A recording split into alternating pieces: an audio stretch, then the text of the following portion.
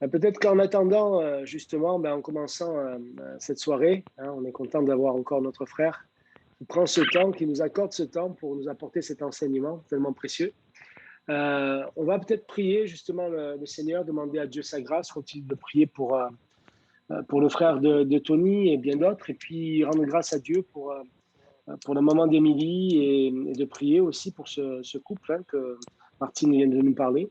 Peut-être que deux, trois personnes peuvent élever leur voix, prier le Seigneur. Peut-être, je sais pas, Jackie, peut-être aussi Patricia, hein, Jacobi.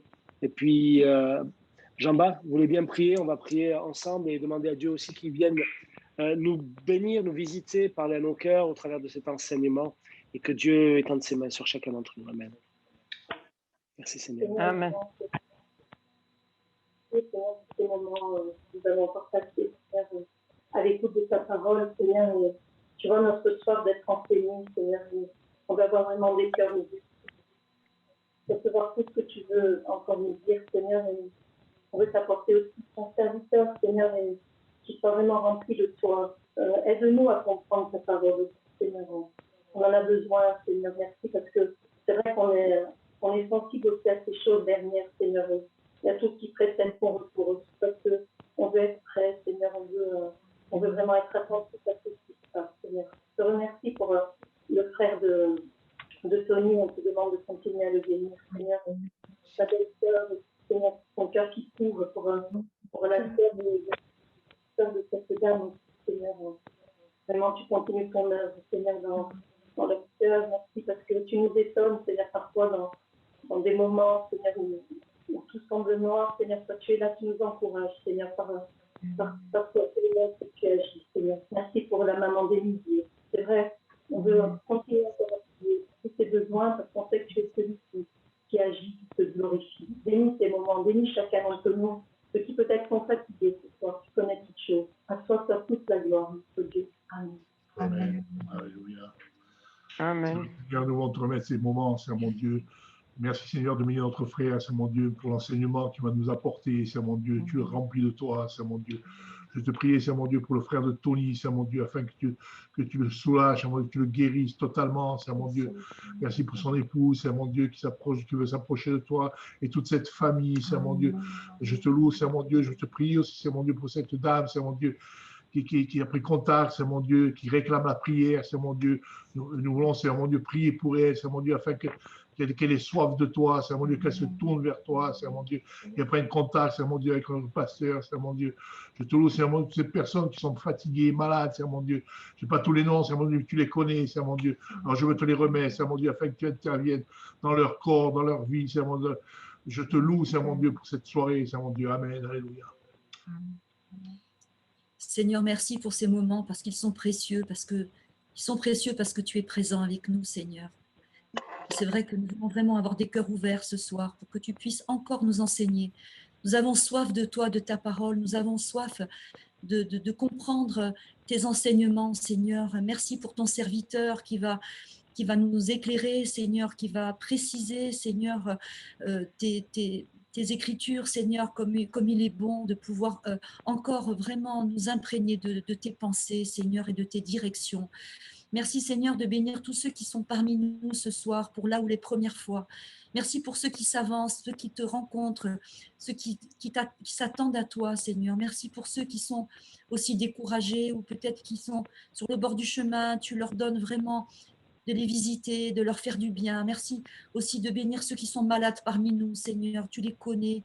Je ne voudrais pas les citer parce que j'ai peur d'en oublier, Seigneur, mais vraiment, tu les visites par ton esprit, tu leur fais du bien. Merci de bénir Tony, Seigneur, de lui donner ta paix, Seigneur, de bénir son frère, Seigneur, tu connais toutes choses, tu te révèles à son cœur, Seigneur, tu bénis cette famille qui s'approche, qui vraiment délivre-les de l'occultisme, qu'en lisant l'évangile, Seigneur, ils aient vraiment une ferme assurance de ce que tu as accompli à la croix, qu'ils puissent réaliser le péché, l'enfer, Seigneur. Merci, Seigneur Jésus, de tout ce que tu vas accomplir ce soir.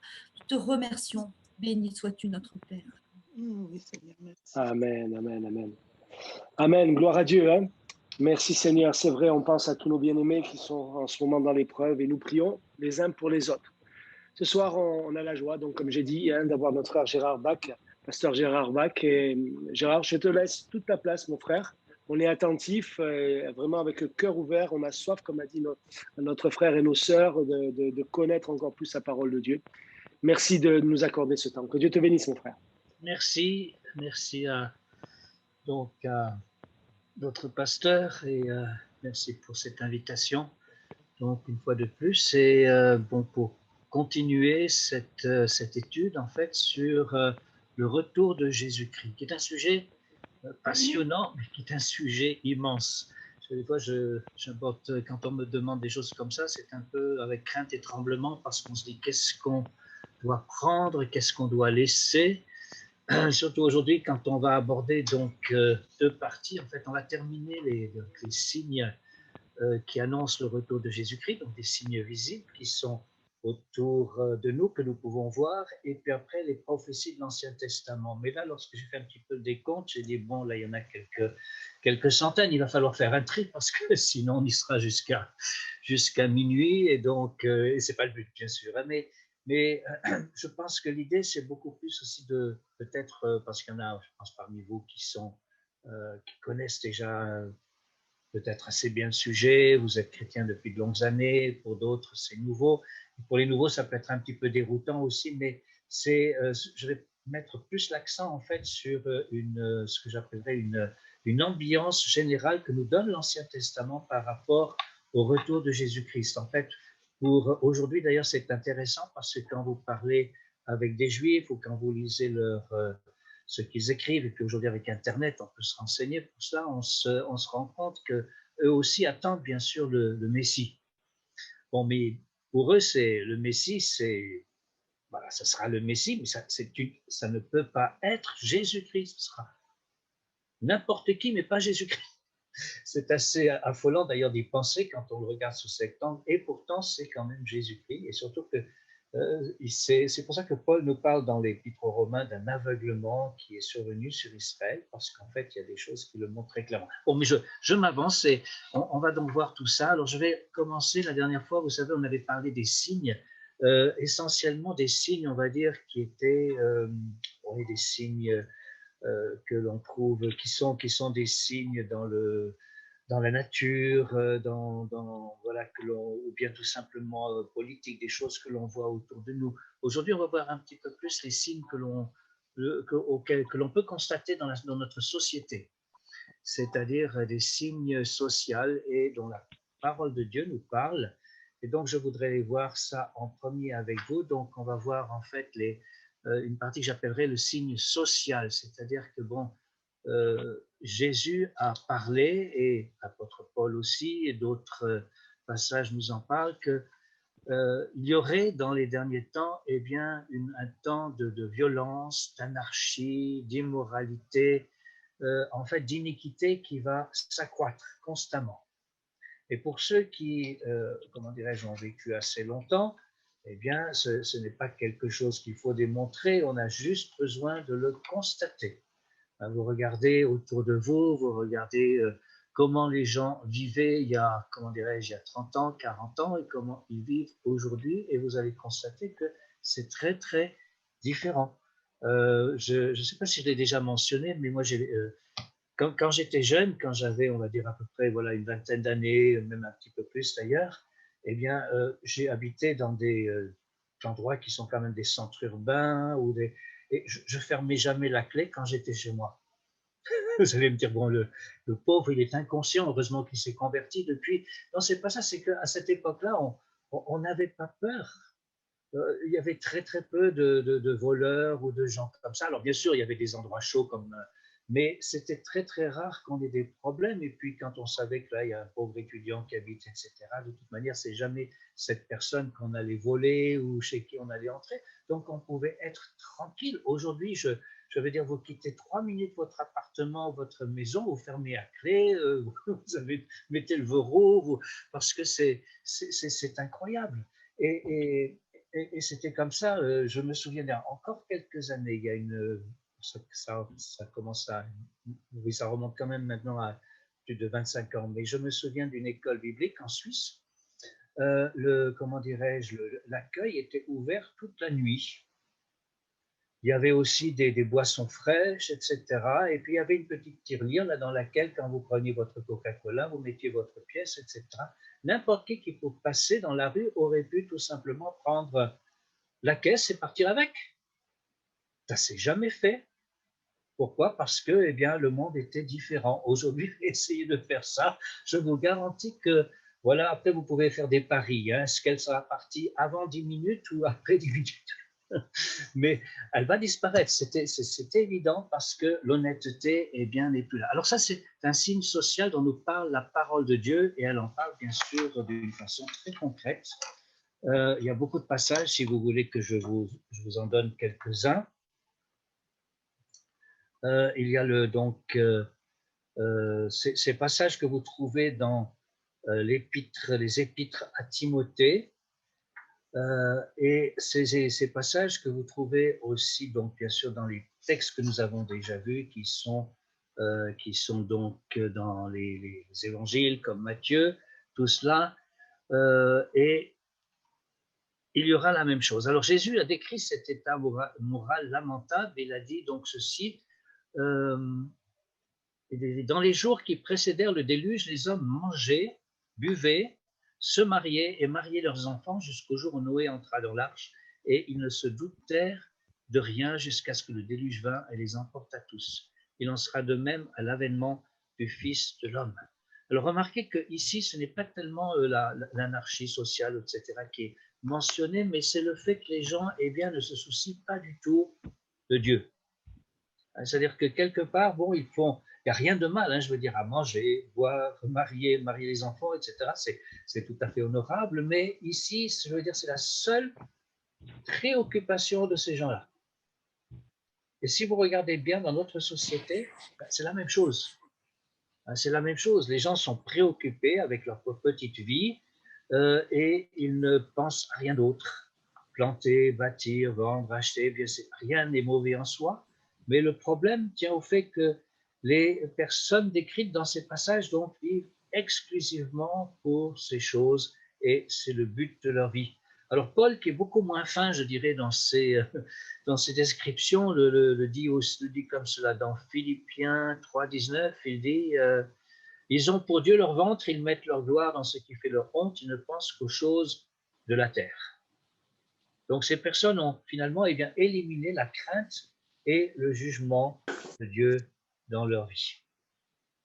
Alors vous avez aussi une autre illustration qui est celle de Lot, là bien sûr qui est beaucoup plus, comment dirais-je, beaucoup plus claire parce qu'on voit ce qui s'est passé lorsque Lot se trouvait à Sodome et donc il y avait une anarchie, une promiscuité qui prévalait, une violence aussi pour résoudre les conflits et tout ceci, donc ce déclin des valeurs morales et tout cela, eh bien c'est ce que nous retrouvons aujourd'hui dans notre société. Voilà, mais je ne veux pas être un prophète de malheur, alors je m'arrête là parce que sinon je vais vous mettre le moral à zéro et ce n'est pas le but.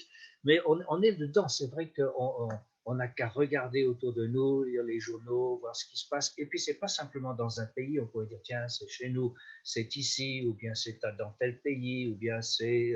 chacun, bien sûr, trouve un pays qui lui convient. J'ai remarqué que les catholiques, je ne sais pas pourquoi, ils n'aiment pas trop les États-Unis. Alors ils disent, ah, tout ça, ça vient des États-Unis. Non, ça ne vient pas des États-Unis, c'est partout, c'est global. Vous le trouvez partout. Donc, tout cela, donc, c'est ce que nous trouvons aujourd'hui. Et donc, on va dire ceci, hein, si Dieu tarde à intervenir, c'est parce qu'il nous aime et parce qu'il ne veut pas qu'aucun périsse, mais que tous arrivent à la repentance. Dieu est tout à fait conscient de ce qui se passe dans notre société, des injustices, de l'immoralité, de tout ça, mais il patiente parce qu'il veut que tous parviennent à la connaissance donc, de la vérité. Alors, ça ne veut pas dire que tous vont parvenir à cette connaissance, mais il veut que tous aient la possibilité.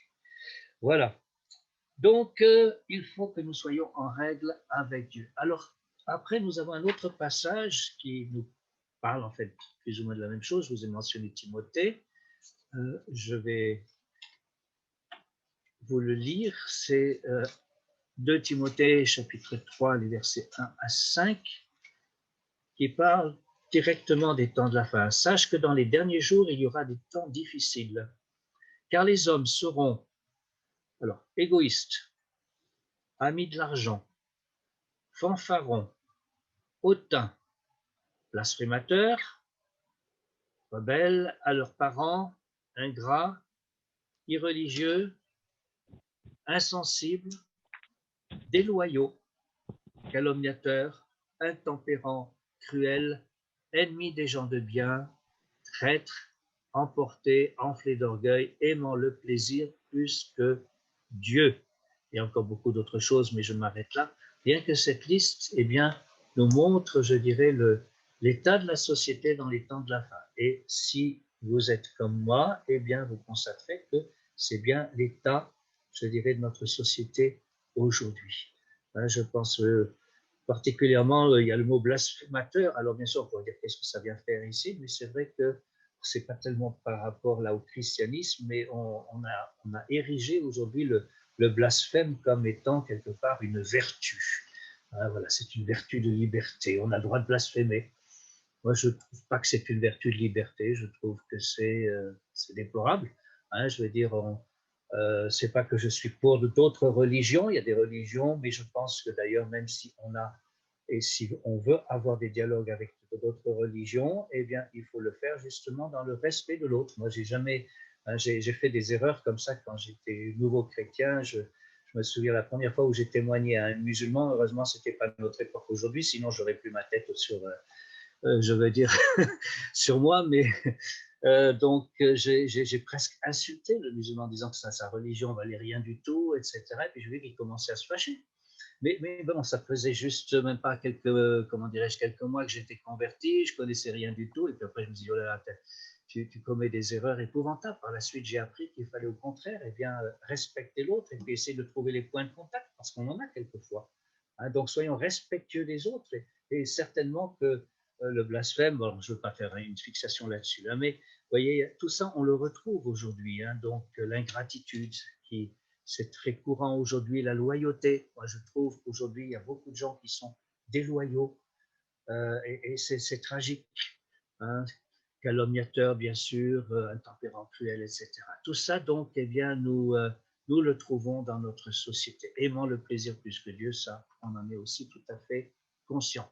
Donc, retenez ce passage de Timothée 3 à 5. Si vous voulez faire une étude sur chacun des mots, eh bien, sentez-vous libre, parce que c'est très, très, très intéressant et ça décrit vraiment la société dans laquelle nous nous trouvons. Et ensuite, il y a un autre mot qui revient assez souvent dans la Bible aussi, et dans les passages que nous étudions. Alors, c'est chez Paul particulièrement, il parle de l'apostasie. C'est-à-dire qu'en fait, eh bien, donc Jésus, avant qu'il vienne, il y aura l'apostasie. Alors, l'apostasie, on a toujours interprété ce mot comme étant en fait comment dirais-je, les gens qui se détournent de la foi, donc qui avant avaient la foi et ne l'ont plus, donc se détournent de la religion, de la foi. Alors ça peut être, c'est un sens effectivement, mais le premier sens de ce mot, qui est d'ailleurs le même mot en grec, c'est le mot apostasia, le premier sens de ce mot est en fait rébellion. Rébellion. C'est très intéressant parce que ce qui caractérise notre société aujourd'hui, puis en fait, c'est la rébellion. Vous regardez autour de vous, les gens se rébellent pour toutes sortes de choses, je veux dire des fois des choses stupides, je dirais, mais la rébellion est quelque chose qui est très très courant et qui pénètre la société, pas simplement la nôtre, mais c'est mondial. Vous regardez ce qui se passe à l'heure actuelle aux États-Unis, alors sans entrer dans les détails je veux dire, et surtout pas dans la politique et la valeur des uns et des autres, mais je veux dire, mais bon, quand vous voyez que vous avez les Antifa, les BLM, chez nous on a les Gilets jaunes, etc., bon, vous trouvez tout ce que vous voulez, c'est toujours quelque part, et puis quand vous essayez de savoir, mais contre quoi, c'était assez amusant d'ailleurs, quand il y avait les histoires des Gilets jaunes, on essayait de savoir, mais en fait, ils manifestent pourquoi? Il y en avait, ils ne savaient même pas pourquoi. Ils disaient, ah mais non, on est des Gilets jaunes. Moi-même, un jour, dans l'église, tout à coup, j'en vois qui arrivent avec leur gilet. Comme ça, j'ai dit, qu'est-ce que vous faites là? Chez nous, on n'a pas de gilet jaune, il n'y a pas de rébellion chez nous. Donc voilà. Donc cette notion, quelque part, eh bien, d'apostasie et qui est là. Et alors, c'est vrai, on trouve ça dans les deux sens, je dirais, des personnes qui se détournent de la foi. Alors ça, c'est beaucoup dans nos pays occidentaux. Et c'est en fait, je dirais, l'élément, si vous voulez, c'est l'élément de base, la sécularisation. Ce qu'on appelle la sécularisation, c'est-à-dire les gens eh bien, deviennent sécularisés, ils vivent sans Dieu. Ou alors s'ils ont Dieu, eh bien, c'est un Dieu qui est là, qui est un petit peu comme la cerise sur le gâteau. Quand on a besoin, eh bien, voilà, ça peut toujours servir, hein, c'est toujours qui réfléchissent comme ça, qui ont cette façon de voir les choses, qui disent, bon, eh bien, oui, Dieu, on ne sait pas trop, mais on ne sait jamais. Donc, il faut se garder quand même comment dirais-je, un petit passeport pour le ciel, une petite carte d'entrée. Donc, on garde quelques rites religieux ou quelques éléments comme ça. Mais bon, ce n'est pas ça qui sauve. Hein, et c'est vrai que nous avons besoin, bien sûr, d'emmener les personnes dans une foi vivante. Alors voilà, le signe social, l'anarchie, violence, immoralité, les temps difficiles, toutes ces attitudes qu'on trouve. Ensuite, l'apostasie, et puis aussi bien ce qu'on pourrait appeler aussi les séductions. Les séductions. Alors les séductions, c'est pas nouveau, il y a toujours eu des sectes, des groupes bizarres, des gens qui proposent des fausses doctrines, et quand on pense à cela, la plupart des gens qui sont de ma génération, on pense tout de suite, ah oui, les témoins de Jéhovah et les Mormons. Bon, je vais vous dire, aujourd'hui, ce n'est pas les plus dangereux. Hein, ce n'est pas les plus dangereux parce que, bon, leur truc est un peu usé.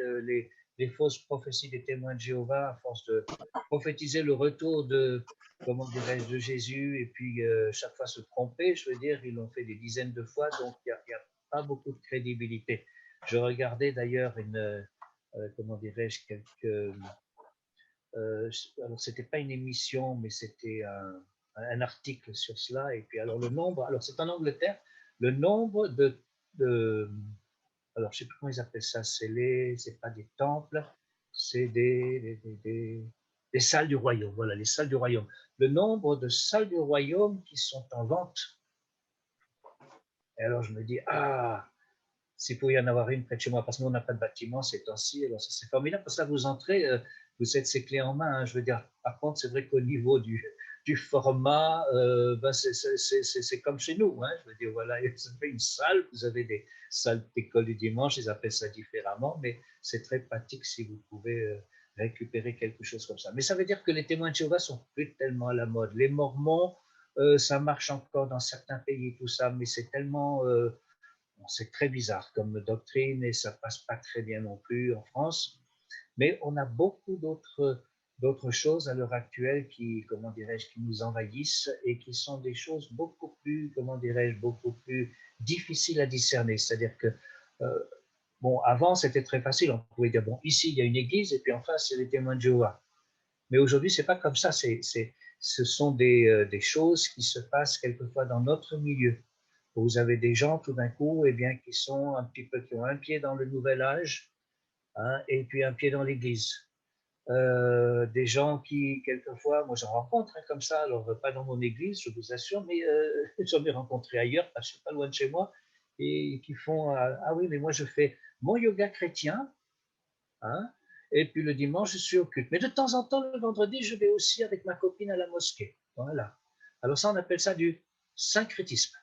Syncrétisme. Il y a beaucoup de syncrétisme à l'heure actuelle et il faut vraiment se méfier de cela. Alors, je ne veux pas dire qu'il faut être borné, pas ouvert à quoi que ce soit, c'est pas ça du tout, mais il faut faire attention, on ne peut pas mélanger, il y a un mélange des genres qui est dangereux, explosif, et ça peut vous entraîner loin du Seigneur, ça parce qu'il y a des influences en cela. Il y en a qui ont d'autres pratiques quelquefois qui sont plus liées à l'occultisme que je dirais qu'à la foi, et il faut faire attention. Et ça, c'est bien sûr quelquefois prêcher sous le couvert de miracles, de signes, etc. Il faut être prudent dans ces choses-là. Alors, il ne faut pas voir le diable partout, bien sûr, mais quand vous voyez des choses très bizarres qui se passent et qui, quelquefois, n'ont absolument aucun précédent biblique, eh bien, demandez à votre pasteur, il vous éclairera, il pourra vous éclairer là-dessus. Quelquefois, il y a des choses vraiment particulières qui peuvent se passer. Bien. Alors, il y a aussi des doctrines de démons. La parole de Dieu nous parle de doctrines de démons. Bon, je ne vais pas entrer là-dedans, mais c'est vrai qu'il y a quelquefois des doctrines très, très, très bizarres qui s'introduisent même dans nos milieux.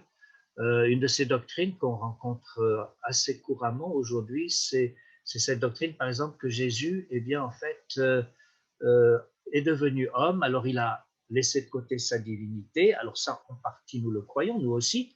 Mais pour ces gens-là, il a laissé sa divinité complètement de côté pour devenir purement homme et il devait lui aussi naître de nouveau. Ah, Jésus est né de nouveau. Alors ça, c'est une fausse doctrine. C'est courant, vous entendez ça. Et ce qui veut dire qu'à ce moment-là, eh bien, nous sommes aussi comme Jésus. Et oui, le danger est là, c'est-à-dire que nous sommes comme Jésus, parce que nous aussi, nous naissons de nouveau et nous avons donc les mêmes possibilités que lui et nous sommes des petits Jésus. Alors, j'entre pas dans les détails de tout ça, mais ce sont des doctrines qui circulent. Alors, si ça circule pas chez vous, eh bien, laissez ça de côté et puis ne vous embarrassez pas avec cela parce que ça n'en vaut pas la peine. Mais si ça venait, eh bien, dans ces cas-là, il faut effectivement bien connaître un petit peu pour pouvoir contrer ces choses. Bien, voilà donc pour tous ces signes qui sont sociétals. Alors, il y en a encore quelques-uns. Hein, il y a ce que j'appellerais le signe économique. Le signe économique. Qu'est-ce qu'on veut dire par là? Eh bien, c'est ce qu'on trouve d'ailleurs dans la première, non pas dans la première, parce qu'il n'y en a qu'une, dans l'épître de Jacques. Dans l'épître de Jacques, au chapitre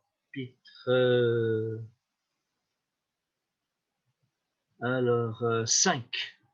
À vous maintenant, riches, pleurez et gémissez à cause des malheurs qui viendront sur vous. Vos richesses sont pourries et vos vêtements sont rongés par les teignes. Votre or et votre argent sont rouillés et leur rouille s'élèvera en témoignage contre vous et dévorera vos chairs comme un feu. Vous avez amassé des trésors dans les derniers jours. Voici le salaire des ouvriers qui ont moissonné vos champs et dont vous les avez frustrés, crient, et les cris des moissonneurs sont parvenus jusqu'aux oreilles du Seigneur des armées. Vous avez vécu sur la terre dans les voluptés, dans les délices, vous avez rassasié vos cœurs au jour du carnage, etc., etc. Donc, ça, c'est très grave quelque part, parce que, eh bien, il s'agit alors de gens, si vous voulez, qui se sont enrichis au détriment des autres. Je précise tout de suite que Dieu n'est pas contre la richesse. Le problème n'est pas la richesse. Il n'y a aucun passage dans la Bible qui dit, comment dirais-je, que la richesse est un mal, une iniquité. C'est vrai qu'il est dit que l'amour effectivement, est bien de la richesse, c'est bien, c'est vrai, c'est la source de tous les maux. L'amour de l'argent est source de tous les maux, mais c'est l'amour de l'argent. C'est pas l'argent lui-même. Heureusement d'ailleurs qu'on a dans le corps de Christ, alors je parle maintenant du corps de Christ d'une façon très générale, hein, dans le monde entier, on a des gens qui sont richissimes. Moi, j'en ai rencontré quelque part, j'ai même prié un petit peu, bon, c'est pas, on ne doit pas faire ça parce que ça marche jamais, hein, mais bon, hein, s'il pouvait passer de mon côté et puis voir que j'avais besoin de ceci, de cela, et puis, voilà, ça passe toujours à côté, je ne sais pas pourquoi, c'est comme ça. Donc, il y a des gens qui sont, comment dirais-je, qui sont riches, qui sont d'ailleurs tellement riches que ça, si on vous disait un petit peu les sommes qu'ils ont, ça vous ferait, voilà, ça vous ferait vaciller. Mais ces gens-là qui sont de véritables serviteurs de Dieu ont reçu d'ailleurs de la part de Dieu, et bien leur richesse va être pour le royaume de Dieu. Et vous en avez comme ça qui donnent 60-70% de leur richesse pour le royaume de Dieu. Alors, comment croyez-vous que certaines, comment dirais-je, certaines stations de télévision peuvent tenir, hein, sachant que si je vous dis combien ça coûte les 10 secondes, je veux dire, pour passer à l'antenne, je veux dire, le budget de votre église, pour une année, il y passe, quoi. Je veux dire, donc il faut des gens qui soient immensément riches et qui donnent cet argent pour le royaume de Dieu. Il y en a qui permettent comme ça toutes sortes d'ailleurs de missions, c'est pas uniquement la télé, hein, mais c'est un exemple, de vivre. Donc l'argent en soi peut être une bénédiction. Il faut quelque part qu'il soit converti. y avait un pasteur qui me disait, bon, bien sûr, c'était en blaguant qu'il disait ça, mais qui disait, bon, quand on baptise les chrétiens, il faudrait les baptiser avec leur portefeuille dans la poche. Voilà, parce que ça, souvent le cœur est converti, mais le portefeuille pas tout à fait. Donc, on a besoin d'être, comment dirais-je, d'être généreux, hein, mais bien sûr, bon, je ne peux pas effectivement donner de la même manière que ces personnes-là. Donc l'argent, je voulais bien être bien clair là-dessus, que l'argent en soi n'est pas un problème. Ça l'est très souvent malheureusement, mais voilà. Alors il y a des gens et des gens qui ont amassé de l'argent, qui ont amassé des trésors et tout ça. Et si vous regardez un petit peu, parce que ça c'est pas quelque chose d'inconnu, si vous même quelquefois aux infos, on vous parle de temps en temps de ces, comment dirais-je, ces quelques personnes sur la Terre qui possèdent 25 ou 30% de toutes les richesses du monde. C'est affolant quand vous y pensez. Hein, des magnats du pétrole, des armateurs, des gens qui sont à la tête de multinationales, etc. Alors, le problème n'est pas là-dedans, le problème c'est qu'ils gardent tout pour eux et que quand on voit certains pays, eh bien, on voit des gens qui doivent vivre avec 1 euro par jour. Et ça, c'est pas juste. C'est pas juste.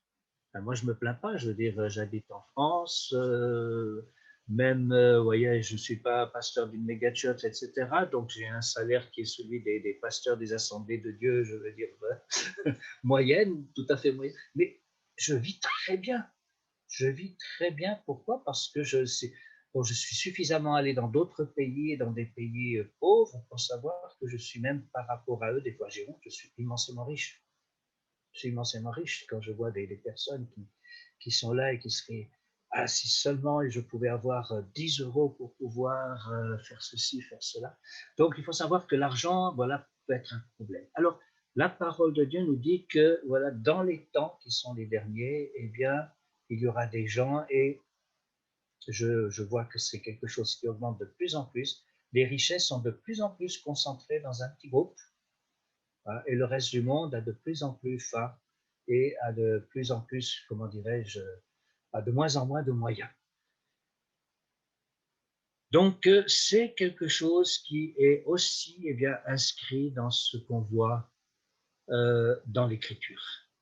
Ensuite, les Écritures annoncent que le système économique et commercial existant de nos jours va un jour finir par s'effondrer totalement. Ça, c'est prédit donc dans l'Apocalypse. Vous lisez Apocalypse 18, on n'a pas le temps de le faire, hein, bien sûr, mais je vous donne le passage. Et là, il est question de Babylone, la grande ville où se sont enrichis par son opulence, où ceux qui ont des navires sur la mer en une seule heure, elle a été détruite. Il y a quelque chose qui m'a frappé, d'ailleurs, j'avais jamais trop étudié ce passage, et puis un jour, c'est vrai, quelqu'un m'a fait remarquer parce que bon, Babylone, aujourd'hui, il n'y a rien à Babylone, hein, c'est un site archéologique et je ne pense pas que ça va revivre, mais lorsqu'il est question de Babylone dans l'Apocalypse, alors on pourrait penser que c'est Rome aussi, parce que Rome, c'est vrai, souvent appelé la Babylone, etc. Mais on voit qu'il y a des bateaux qui sont juste là et qui regardent quand elle part, comment dirais-je, en fumée, etc. Et même à Rome, vous ne verrez pas de bateau, ce qui se passe à Rome. Donc, par contre, il y a aujourd'hui des grands centres, les grands centres économiques, et je vous laisse deviner où est-ce qu'ils sont et comment ils s'appellent, ben, ils sont en fait au bord des eaux, c'est visible. Donc, ça peut être aussi un signe. Alors ça, bien sûr, je faut faire très attention avec ces choses-là, mais on voit donc que d'un seul coup, eh bien, tout ça va s'effondrer. Alors bon, si vous pensez à vos économies, à la banque, etc., et sachez que lorsqu'on en sera à ce stade-là, je veux dire, de toute manière, il n'y aura pas trop le temps de faire les valises, etc. On sera soit déjà parti, soit sur le point de partir. Donc ne vous inquiétez pas. Ne vous inquiétez pas pour comment dirais-je, vos économies et puis pour voilà, et pour, je ne dis pas vos lingots parce que vous n'en avez pas. D'ailleurs, vous savez, les lingots, ce n'est pas très, très important. Les lingots d'or, parce que, comment dire, quand vous allez dans le ciel, vous avez les pavés de la Jérusalem céleste, c'est de l'or. C'est des lingots. Alors, je ne sais pas si ceux-ci sont suisses ou s'ils sont d'ailleurs, mais l'idée, celle-ci, c'est que ce qui aujourd'hui fait tellement l'objet d'une convoitise, hein, eh bien, en fait, là-haut, ce sera tout simplement, c'est là-dessus qu'on va marcher. Donc voilà, en fait, il faut relativiser relativiser les choses. L'autre jour, on nous montrait un lingot d'or à la télé, je ne sais plus sur quelle chaîne, comme ça, et puis il sortait juste d'ailleurs, il venait d'être fondu, et puis je ne sais plus dans quel pays ça se faisait, je crois que c'était, je ne sais pas si c'était pas Dubaï. Et puis alors on nous montrait ça et on disait, ben voilà, le lingot, là, il vaut, et puis, je ne sais pas, c'était une somme avec beaucoup de zéros derrière, je ne me souviens plus. Mais c'était beaucoup, beaucoup, beaucoup d'argent. Et puis bon, sachez que dans le ciel, eh bien, ça n'aura qu'une valeur tout à fait relative. Donc, l'instabilité, ensuite l'appauvrissement, on va dire effectivement, du monde, qui est un signe aussi et qui justement amène la colère de Dieu. Parce que Dieu est un Dieu juste. Dieu est un Dieu juste. Et lorsqu'il voit que, comment dirais-je, juste quelques personnes sont là, je veux dire, et finalement possèdent toutes les richesses du monde. Alors, bien sûr, il y en a qui font un petit peu d'évergétisme de temps en temps. Ils vont donner, oui, 500 millions par-ci, etc. Mais bon, mais pour eux, c'est une goutte d'eau. Ils donnent une goutte d'eau à des gens qui sont assoiffés. Ce n'est pas grand-chose. Donc, il faut savoir que c'est un signe. Et puis, il y a des choses aussi que l'on voit aujourd'hui, bon, les événements actuels, donc les changements climatiques. Je ne sais pas si vous avez entendu ces histoires de sauterelles donc, qui sont là, qui sont en Afrique, et puis qui d'ailleurs qui migrent et qui vont dans le Proche-Orient et jusqu'en Inde. C'est absolument incroyable, je veux dire. Et puis elles mangent tout sur le passage. Toutes les récoltes sont mangées. Donc tout ça sont des signes aussi qui montrent que nous approchons du retour du Seigneur. J'accélère un petit peu. Le cinquième signe social, si vous voulez, c'est celui, alors il est tout seul, celui-là on le trouve dans la première épître, pas dans la première épître, dans le prophète Daniel. Dans le prophète Daniel, au chapitre 12 et au verset 4. Chapitre 12, verset 4, et là vous avez Daniel donc, qui parle des temps de la fin, et il dit, toi, Daniel, tiens secrète ces paroles et scelle le livre jusqu'au temps de la fin. Plusieurs alors le liront, et la connaissance augmentera. La connaissance augmentera. Alors, quelque chose qui est frappant, c'est que, effectivement, ce qui caractérise notre génération, on va dire depuis le XXe siècle particulièrement, et maintenant le XXIe siècle, c'est cette augmentation de la connaissance. Alors, deux types de connaissances, bien sûr. La connaissance biblique, d'une certaine manière, et la connaissance d'une façon générale. La connaissance d'une façon générale. Je commence avec celle qui est générale. Hein, c'est vrai que qui aurait pu penser, je veux dire, il y a encore un siècle et demi en arrière, qu'un jour, eh bien, on pourrait aller se promener sur la Lune, ou bien faire voler un petit hélicoptère sur Mars, ou bien des tas de choses comme ça auxquelles on s'amuse aujourd'hui, envoyer des télescopes dans l'espace, avoir des... Bon, et tout ce que l'on peut faire, que l'on pourrait communiquer aujourd'hui par ordinateur avec Zoom, ou voilà, comme on le fait en cet instant. Qui aurait pu penser ça il y a encore 30 ans en arrière? Alors, vous avez dit, alors, c'est absurde, attendez, vous rêvez, c'est pas... et puis, on le fait aujourd'hui, on le fait. Hein. Alors, mais donc, c'est par rapport à la connaissance. Et puis, il y a quelques années encore, on estimait que la connaissance totale humaine doublait tous les 10 ans. Maintenant, après, il n'y a pas très longtemps, on disait ça augmente tous les 5 ans, après, ça augmente tous les 2 ans. Et maintenant, je ne sais plus, mais il y a quelqu'un qui m'a dit, alors ça, je ne peux pas vérifier parce que je n'ai pas les données, et qui me disait, en fait, c'était, je crois, tous les 3 mois ou quelque chose comme ça. Connaissance double. Incroyable, incroyable. Ça veut dire que bon, on commence à devenir un petit peu, j'allais dire, même, ça devient presque dangereux, parce que trop de connaissances, je veux dire, nous amène à devenir des surhommes, surhumains, et on voit qu'on pourrait facilement et bien déborder, faire des tas de choses.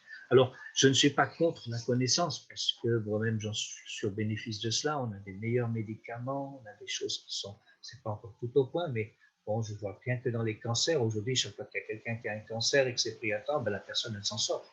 Moi, je me souviens d'une époque où on en sauvait une sur 10 ou sur 20. Hein, voilà. Donc, il y a d'énormes progrès. Ça, on ne veut pas cracher dans la soupe, comme on dit. Mais maintenant, c'est vrai que cette connaissance, voilà, elle est là. Alors, ce n'est pas dit comme étant quelque chose de mauvais. Hein, je veux dire, voilà, ici, nous avons la connaissance augmentera. Mais je pense que plus encore que la connaissance générale, ce dont il est question ici, c'est la connaissance bien, des choses bibliques et puis des temps de la fin. C'est-à-dire que là, à l'époque de Daniel, bien, les temps de la fin, oulala, c'était loin, loin, loin, loin, loin.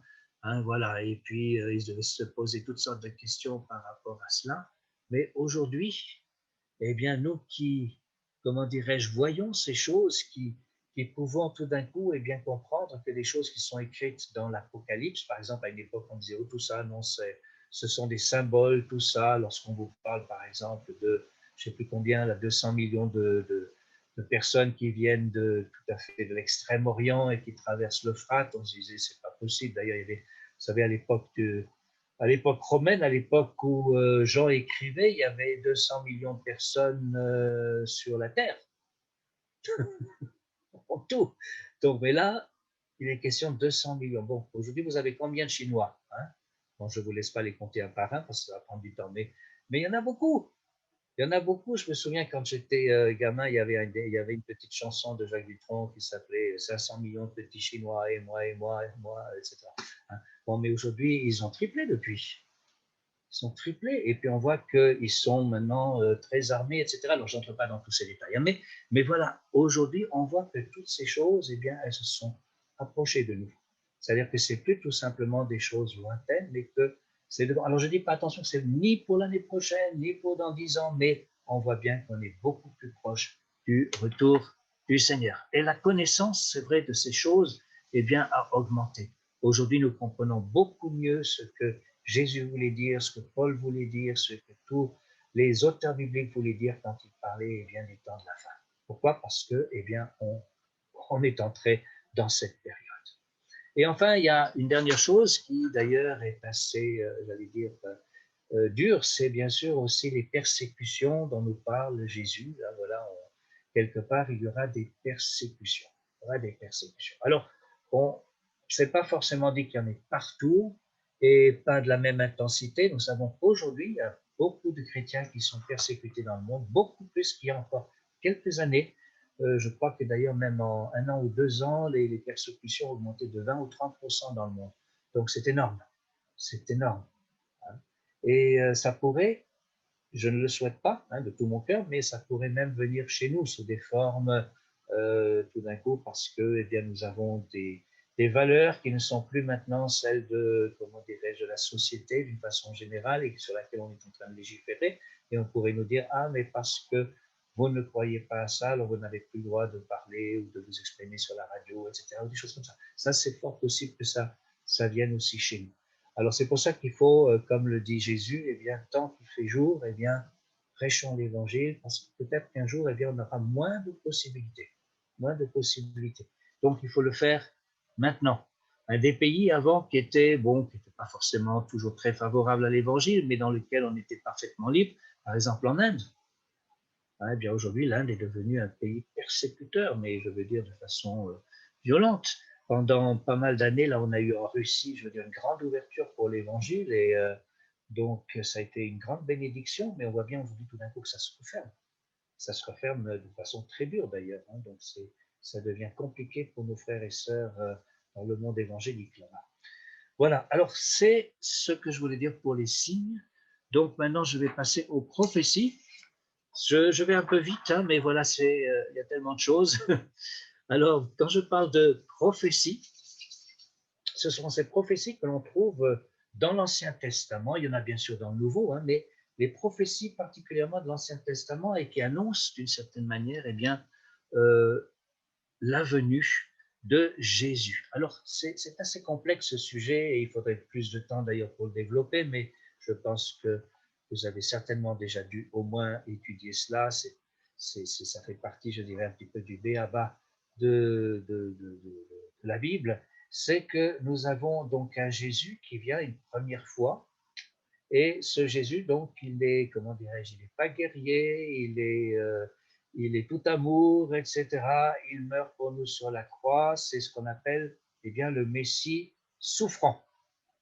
Dans le Ésaïe 53, il est décrit sous cet aspect-là. Ésaïe 53 nous décrit donc le serviteur de l'Éternel, bien, et c'est lui qui porte les péchés, etc. Tout ça.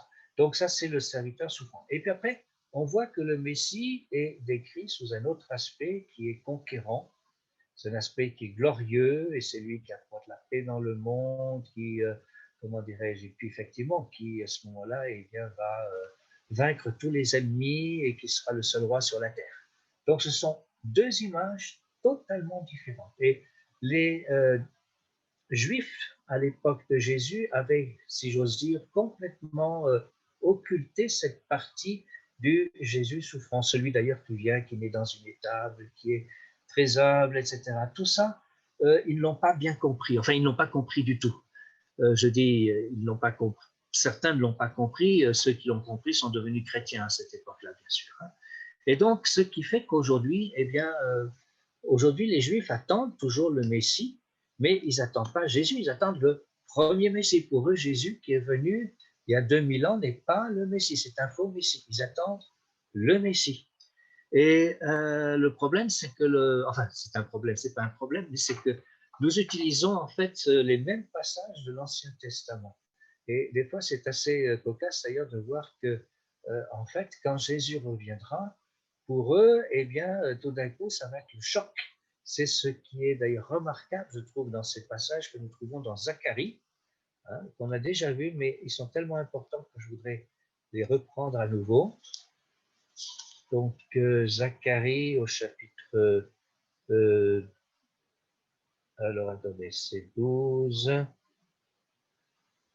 oui, 12, 10, donc où il est dit, alors je répandrai sur la maison de David et sur les habitants de Jérusalem un esprit de grâce et de supplication, et ils tourneront les regards vers moi, celui qu'ils ont percé. Alors c'est étonnant parce que, je veux dire, dans une Bible juive, une Bible, la traduction Zadok Pan, celle qu'on utilise dans les synagogues aujourd'hui, vous avez exactement la même chose. Le texte n'a pas été trafiqué, il n'y a pas de problème. Et ils tourneront les regards vers moi, celui qu'ils ont percé. Mais ils ne voient pas Jésus. Ils pleureront sur lui comme on pleure sur un fils unique. Ils pleureront amèrement sur lui comme on pleure sur un premier-né. Et bien sûr, dans l'évangile de Jean, Jean fait référence à cela que, bon, effectivement, Jésus a eu son flanc percé, il utilise le même vocabulaire. Et donc, nous savons que c'est ce qui va arriver. Et alors, donc Jésus, et donc ça, c'est pas l'enlèvement, mais c'est après l'enlèvement, lorsqu'il revient pour régner sur la terre. On trouve ça donc toujours dans Zacharie au chapitre 14. Hein, et il leur dit, là voilà, au verset 3, « L'Éternel paraîtra et combattra ces nations comme il combat au jour de la bataille. Ses pieds se poseront en ce jour sur la montagne des Oliviers, qui est vis-à-vis de Jérusalem, du côté de l'Orient. La montagne des Oliviers se fendra par le milieu à l'Orient et à l'Occident, et il se formera une très grande vallée. Une moitié de la montagne reculera vers le septentrion et une moitié vers le midi, etc., etc. » C'est intéressant de lire tout le passage, mais là, je suis obligé d'être court. Donc, on voit que le Messie qui arrive à ce moment-là pose ses pieds sur le mont des Oliviers. Lorsque Jésus, d'ailleurs, on approche bientôt de la Pentecôte, hein, lorsque Jésus, de l'Ascension, lorsque Jésus a quitté les disciples, où est-ce qu'il se trouvait? Hein, alors, vous ne pouvez pas me répondre, puisque vous avez tous coupé le son, mais j'ai entendu, voilà, c'est parvenu à mes oreilles quand même, vous avez tous dit, donc, eh bien, il était au mont des Oliviers.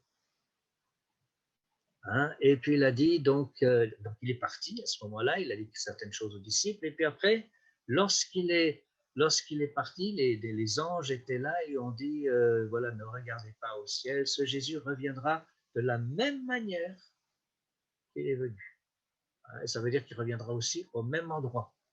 Parce que des messies, on en a vu venir un petit peu partout. Il y en a même un qui est aux chutes du Niagara, c'est original, hein, ça, oui. Mais bon, c'est pas le bon. Hein. Donc, le Jésus qui revient, il vient sur le mont des Oliviers.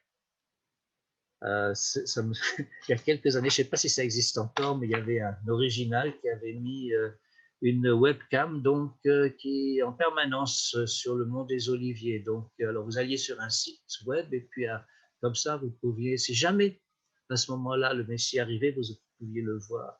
Mais je crois qu'à ce moment-là, vous n'aurez pas besoin de webcam parce qu'il est dit que tout le monde le verra. Hein. Je ne pense pas que ce sera simplement aux infos de 20h sur la 1 ou sur la 2. Je pense que ce sera quelque chose de mondial, on verra ça et ce sera absolument fantastique.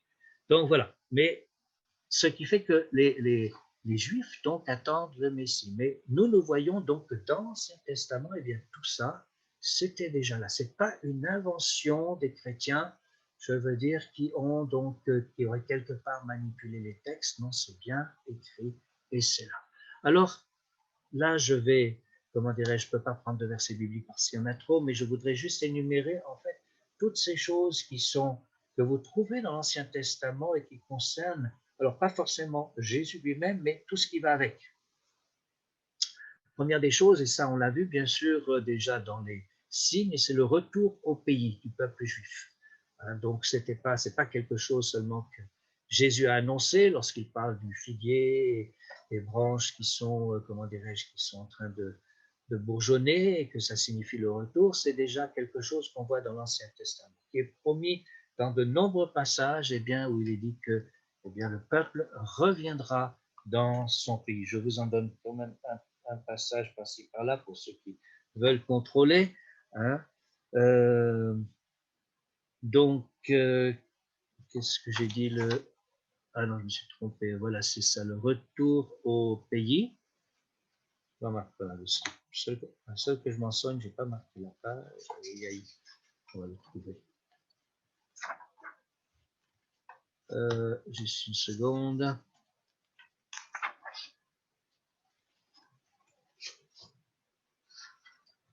Ça y est. Donc, alors, les promesses de restauration. Je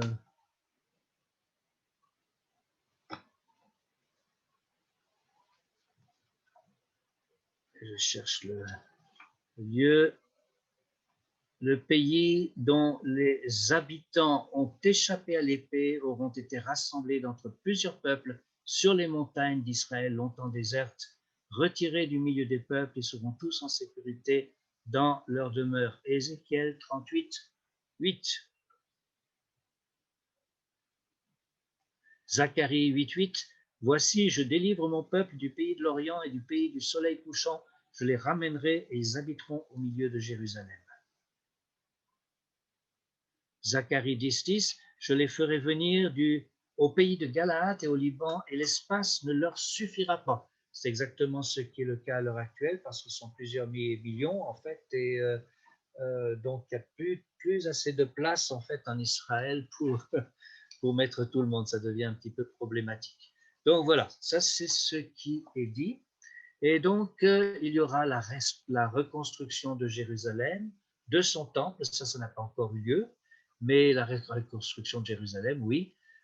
Et bien sûr, il y aura la venue du Rédempteur, ce qu'on a vu, et plus tard, donc, la conversion d'Israël quand Jésus reviendra et qu'ils vont le reconnaître. Ensuite, il y aura probablement des guerres, ce qui nous est énoncé aussi dans Zacharie, où il est dit que tous les peuples s'assembleront, je vais peut-être vous lire le passage quand même, tous les peuples s'assembleront contre Jérusalem, et c'est Dieu lui-même qui va les combattre à ce moment-là. Voilà. Voici le jour de l'Éternel arrive et les dépouilles seront partagées au milieu de toi, donc 14.2, Zacharie 14.2, je rassemblerai toutes les nations pour qu'elles attaquent Jérusalem, la ville sera prise, les maisons seront pillées, etc. La moitié de la ville ira en captivité, et l'Éternel paraîtra et il combattra ces nations. Donc c'est Dieu lui-même qui va intervenir et qui va sauver Israël à ce moment-là. Donc ça c'est quelque chose qui n'est pas encore accompli, mais ça c'est ce qui arrivera.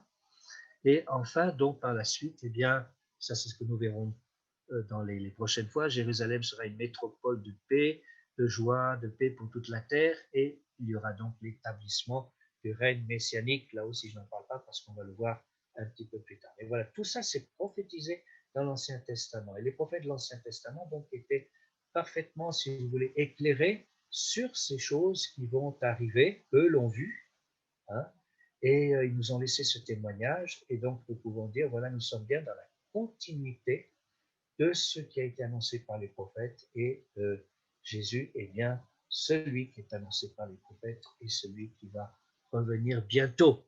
Voilà, merci de m'avoir écouté. Maintenant, c'est le temps pour les questions. Je vous écoute.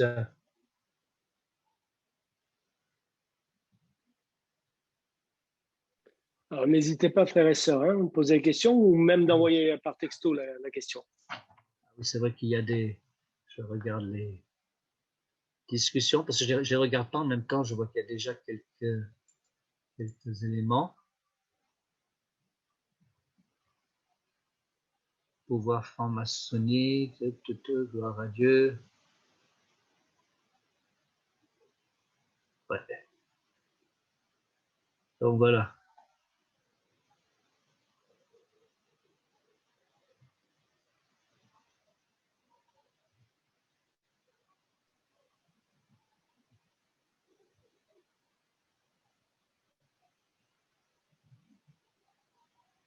Tout est clair, il n'y a pas de questions. Tout est clair, voilà. Alors, oui, c'est clair et c'est voilà, c'est tellement vaste, il y aurait d'autres domaines à explorer. Alors, petit à petit, si j'ose dire, je rattrape un petit peu ces choses. Par exemple, là, je mentionne les prophéties de l'Ancien Testament. J'irai plus dans le détail quand on va continuer un petit peu plus loin et qu'on va parler justement de la tribulation, du millénium, ça c'est un petit peu plus loin. Donc, à ce moment-là, on va voir ces textes plus en détail parce que là, c'est l'Ancien Testament qui nous renseigne pas mal là-dessus. Ok, peut-être est-ce qu'il y a encore quelqu'un? Peut-être, ne soyez pas timide. Hein. Je crois qu'il n'a jamais mordu quelqu'un encore. Non, non, non. Pas encore. Même pas. Voilà. Oui, bonsoir. Oui. J'avais une question, mais pas trop sur ce que vous avez expliqué ce soir, plutôt sur la dernière fois. Est-ce que je peux vous la poser? Oui, oui, bien sûr, oui, oui. C'était au niveau de la traduction de la parole. Est-ce qu'il faudra que la parole soit traduite en absolument toutes les langues et soit compréhensible à tous? Attendez, j'ai mal compris la deuxième partie là. Est-ce qu'il faut que la parole soit... Voilà, soit traduite en toutes les langues, c'est-à-dire soit compréhensible à tous. Ah oui, oui, oui. Oui, alors, j'ai toujours... je taquine mes amis de Wycliffe parce que j'en ai en plus.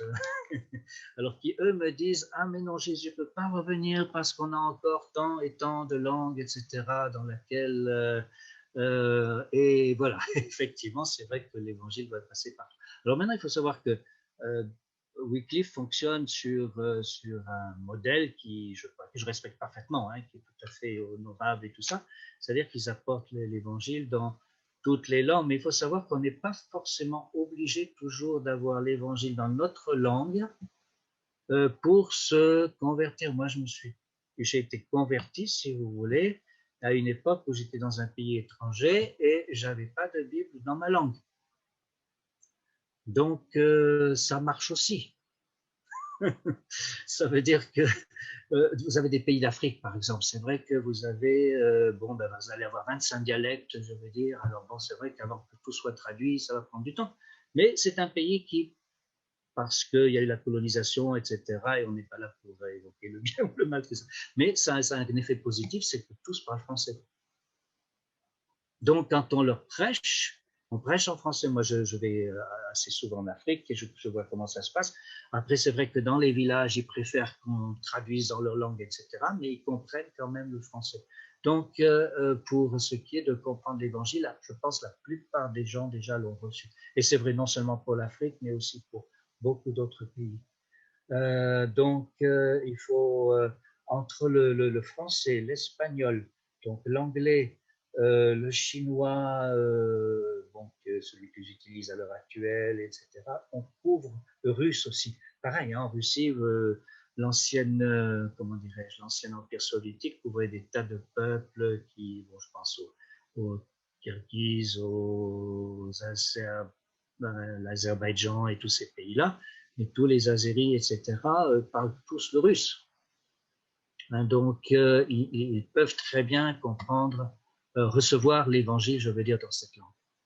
Alors, c'est pas pour... attention, parce que très, très attention, ça peut être mal interprété. Je ne suis pas du tout contre le travail de Wycliffe, et au contraire, il faut qu'il continue. Hein, je pense que c'est toujours mieux d'avoir l'évangile dans sa propre langue, c'est tellement mieux, tellement plus agréable. Mais voilà, Dieu, je veux dire, là-dedans reste souverain. Alors, je pense qu'ils mettent aussi plus l'accent, de toute façon, sur ces langues ou ces peuples, je veux dire, qui, eux, n'ont vraiment pas, je veux dire, de connaissances de langue, on va dire, autre que la leur. Ça vous convient? Oui, très bien, merci. Bon. Non, mais des fois, j'ai un ami, en fait, maintenant il est parti à la retraite, mais c'était lui qui s'occupait de Wycliffe, en fait, pour la France, là, de la CIL, et puis je l'embête toujours avec ça. Donc, on se dispute sur le sujet. Bon. Bonsoir, excusez-moi. Oui. Voilà, moi aussi, j'aurais peut-être une question à vous poser. Oui. Je voudrais savoir, puisque le troisième temple devrait être reconstruit à Jérusalem. Voilà. Qui va construire ce troisième temple? Est-ce que c'est le temple où Jésus va régner dans le millénium? Qu'est-ce qui va régner aussi, puisqu'il y a écrit l'apostasie doit régner, voilà. Est-ce que voilà, oui. Au sujet du troisième temple, voilà, il y a beaucoup de questions en fait. Oui, il y a même quelques livres qui ont été écrits sur le sujet. Il y en a un qui s'appelle Le troisième temple doit-il être reconstruit? Alors, voilà, ça c'est la grande question. Moi, je suis, et c'est mon opinion qui n'engage que moi, je suis assez convaincu que ce temple doit être reconstruit parce que plus en plus qu'on avance, au fur et à mesure qu'on avance dans le temps, on se rend compte que la plupart des choses qui sont dans la parole de Dieu, souvent on a voulu dire ah mais c'est symbolique, c'est peut-être une grande synagogue, etc., des choses comme ça. Non, je pense qu'il va bien être reconstruit. Comment ça va se faire? Je ne sais pas. Je sais en tout cas une chose, c'est qu'à l'heure actuelle, il y a une organisation en Israël, donc ce sont des Juifs, hein, et ils ont, comment dirais-je, ils ont déjà en fait tout le temple de Jérusalem, il est tout prêt, il est en kit qualité, hein. Donc il n'y a plus qu'à mettre les pierres les unes sur les autres, et ça peut être fait en 3 jours avec les moyens modernes. Tout y est. Toutes les pierres ont été taillées, tous les instruments, comment dirais-je, qu'on doit utiliser dans le temple. Ils ont même, vous savez, les animaux qui sont prêts, ils les élèvent, etc. C'est-à-dire que si dans, je sais pas, par exemple demain, eh bien, il y a une des mosquées qui saute là-bas, pouf, ça y est, ils vont s'y mettre dessus. Ils ont déjà essayé d'ailleurs plusieurs fois. Ils voulaient mettre la première pierre, je me souviens, il y a 1 an ou 2 de ça, et puis ça fait un débat, un scandale, etc. Mais donc, tout est prêt. Tout est prêt. Vous trouvez ça sur Internet, hein, vous avez même un site qui vous en parle, c'est pas quelque chose de secret, c'est pas, comment on appelle ça aujourd'hui, on parle tellement de ça, des théories du complot, etc., version juive. Hein. Non, non, vous trouverez ça, je crois que c'est, si vous googlez, mettez le temple, je ne sais plus comment est-ce qu'il faut mettre, temple. Oh, ça me revient pas. J'essaierai de vous trouver ça pour la prochaine fois. Si vous avez été un peu patient, je vous trouverai le site exact. Et vous verrez, tout est d'ailleurs détaillé. On vous montre tous les éléments. Donc, le seul obstacle, c'est effectivement l'accès au mont du temple. Là, c'est très piégeant. Oui. Tout le monde est conscient que si on les laisse faire, parce que ce sont des juifs assez, on va dire, assez calibrés, ceux-là, et donc ça mènerait à la Troisième Guerre mondiale. Donc, pour l'instant, on ne les laisse pas faire.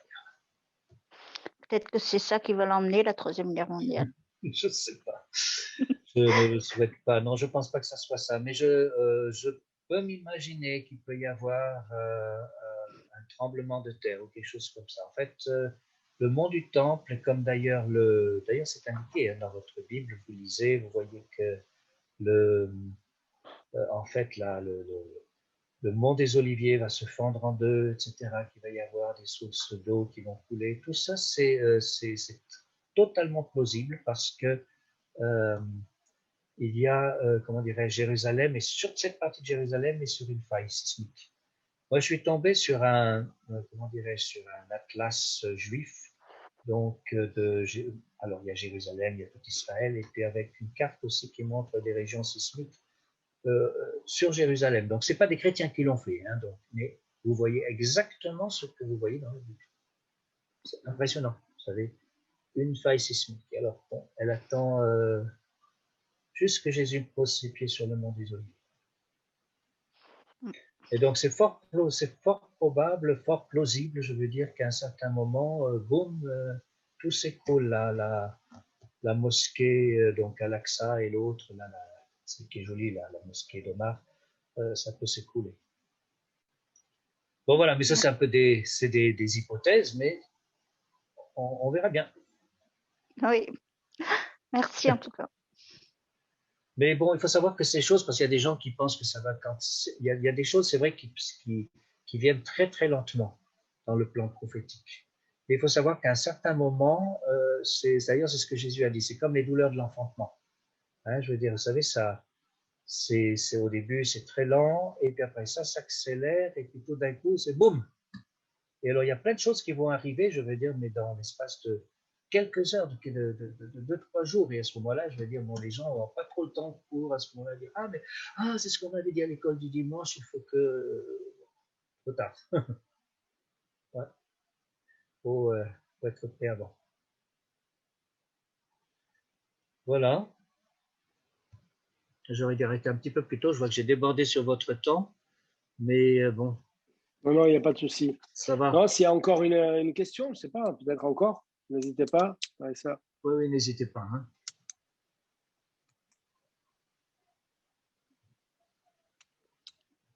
Voilà, je pense que c'est bon. En tout cas, un grand merci Gérard encore. Hein, ben voilà, c'est moi qui vous remercie. Je suis content de partager ces choses parce que c'est des choses que j'ai à cœur aussi. C'est pas simplement un thème, je veux dire, que j'aborde, faire le retour de Jésus. Non, c'est quelque chose qui m'a accompagné toute ma vie.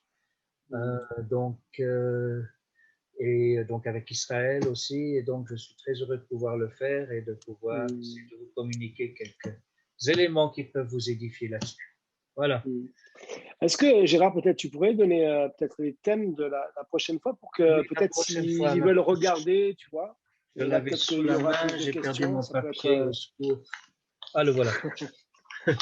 Donc, la prochaine fois, ce sera, en fait, on va parler des 2 étapes de l'enlèvement de l'Église et peut-être aussi d'Israël et l'Église. En fait, oui, il y aura les deux de toute façon.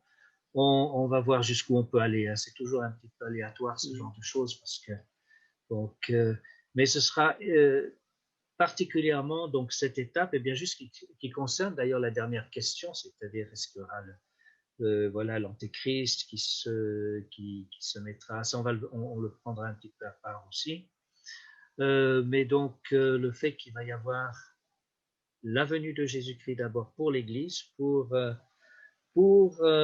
l'épouse, donc, et ça c'est l'enlèvement, c'est avant. Parce que comme la parole de Dieu le dit, nous ne sommes pas destinés à la colère. Et après, c'est là que plus tard la colère de Dieu va s'abattre sur cette terre, et puis c'est la grande tribulation. Et après, il y aura le retour de Jésus-Christ définitif, où il vient, pose ses pieds sur le mont des Oliviers, et à partir de là, eh bien, c'est le commencement du millénium. Voilà, super. Ben, comme ça, s'il vous plaît, si c'est possible. Si tu veux, je t'enverrai le titre exact. Donc, j'avais mis moi les 2 étapes et l'enlèvement de l'Église. Tu me l'enverrais, puis je leur partage. Hein. C'est Émile qui demande. Hein, voilà.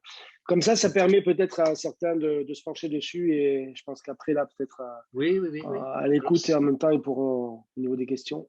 Là, vous pouvez effectivement lire particulièrement ces passages que je vous avais déjà donnés d'ailleurs sur Thessaloniciens, les passages donc dans 1 et 2 Thessaloniciens, et puis aussi là, 1 Corinthiens 15, et donc qui parle de cet enlèvement de l'Église.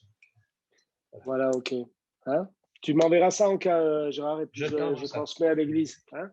Un grand merci, mon frère. Hein, une bise à la maison, et puis à bientôt. Voilà, hein. Que le Seigneur vous bénisse.